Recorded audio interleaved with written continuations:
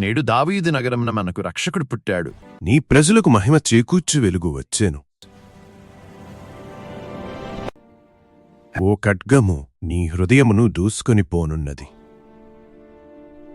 ఆమెకు అద్దము కాలేదు, కాని ఆ మాటలను ఆమె హృదయమున భద్రపరుచుకున్నారు. ఆహా! ఆ జ్ఞానుల్ని వదనను. 2 సంవత్సరాల లోపున్న ప్రతి మగబిడ్డని చంపేయండి.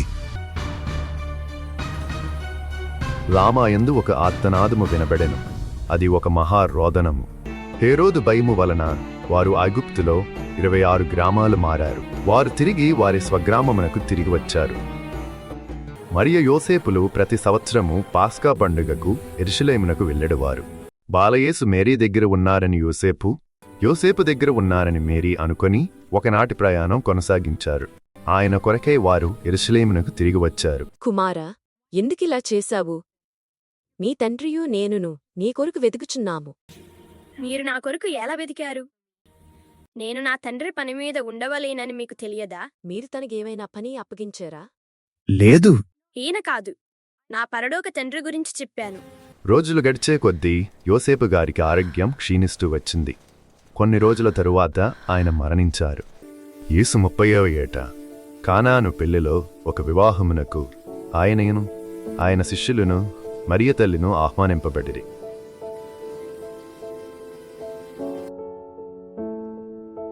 నేనొక పెళ్లికి వెళ్తున్నాను. మరో 10 రోజులు పనికి రాలేను. మరి నీ కొడుకుకెప్పుడు పెళ్లి చేస్తున్నా? ఆయన తనను తాను దేవునికి అంకితము చేసుకున్నారు. నాకు తెలుసు, నేనేదో సరదాగా అన్నాను. ఎందుకు ఆ పెళ్లికి ఇంత త్వరగా వెళ్తున్నట్టు? పెళ్లి పనుల్లో సహాయంగా ఉంటాను కదా. సర్వేశ్వరుని మాత్రము ఆరాధించు. సర్వేశ్వరుని నామమును వ్యర్థముగా పలుకకు. సర్వేశ్వరుని పండుగ దినములో పరిశుద్ధపరచు. కేవలం దేవుని ప్రేమించండి మరియు పూర్తిగా భక్తితో పవిత్ర సమయాన్ని గడపండి. నీ తల్లిదండ్రులను గౌరవించు. వారు లేక నీవు లేవు. వారిని గౌరవిస్తే మీరు దేవుని గౌరవించినట్లే.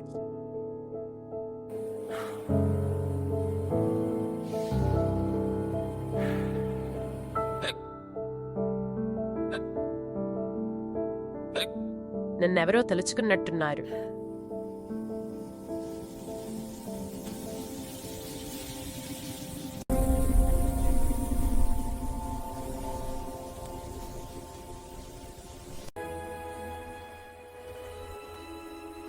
ఆమెకు తోచిన సహాయం అందించడానికి పెళ్లికి 10 రోజుల ముందే ఆమె కానా పెళ్లకు చేరుకున్నారు.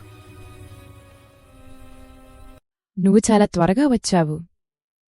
సహాయం చేద్దామని వచ్చా. ఆమె చేయగలిగిన ప్రతి పనిలో ఆవిడ సహాయం అందించారు. మీరు అన్న పనుల్లో చురుకుగా ఉన్నారు. అందరూ మీలానే ఉండాలి.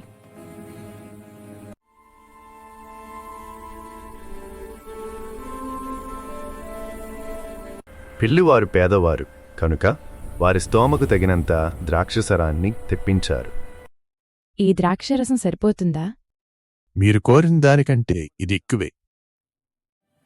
మా స్తోమతకు ఇంతకంటే ఖర్చు పెట్టలేము.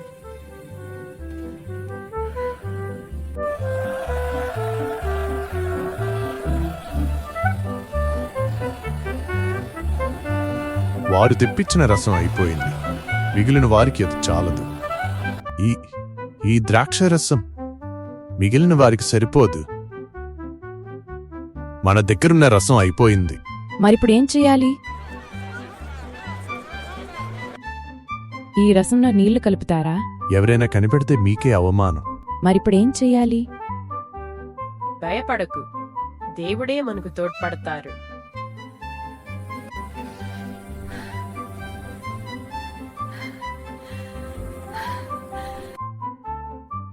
వారి దగ్గరున్న రసం అయిపోయింది. స్త్రీ, అది నాకేమి నీకేమి? నా సమయం ఇంకా రాలేదు. కాని ఆమె యేసును వారి దగ్గరకు తీసుకువెళ్లారు. ఆయన ఏది చెప్తే అది చెయ్యండి. యూదుల ఆచారము ప్రకారము శుద్ధీకరణకై అక్కడ కొన్ని రాతిబాణలున్నాయి. ఆ బాణలను నీటితో నింపండి. వారట్లే వానిని అంచుల వరకు నింపారు. భయపడకు, నా కొడుకుకి చెప్పాను, తాను చూసుకుంటాడు. ఇప్పుడు విందు పెద్ద యుద్ధకు కొంచెం ముంచుకుని వెళ్ళండి. నీరు ద్రాక్షారసంగా మారడం చూసి వారు ఆశ్చర్యపోయారు. ఎవరైనా శ్రేష్టమైన ద్రాక్షారసమును ముందుగా ఇచ్చి అందరూ మత్తుగా ఉన్నప్పుడు తక్కువ రకపు రసమును ఇస్తారు. కాని మీరు శ్రేష్టమైన రసమును ఇప్పటి వరకు ఉంచారు.